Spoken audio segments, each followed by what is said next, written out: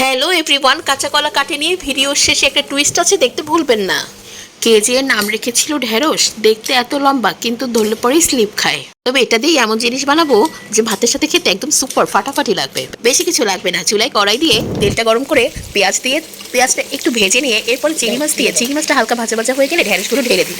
ঢেলে দেওয়ার পরে ঢেঁড়সটাকে খুব ভালো করে ভাজা ভাজা করে নিতে হবে। বাস হয়ে গেল। হালকা একটু হলুদ, হালকা একটু লবণ দিয়ে দিতে হবে, আর ভেতরে দিয়ে দিতে হবে কয়েক ফালি কাঁচামরিচ। বাস হয়ে গেল। ঠিক আছে, সবাই কিন্তু এটা রান্না করে অবশ্যই খাবেন। গরম গরম ভাতের সাথে কেমন লাগলো জানাবেন।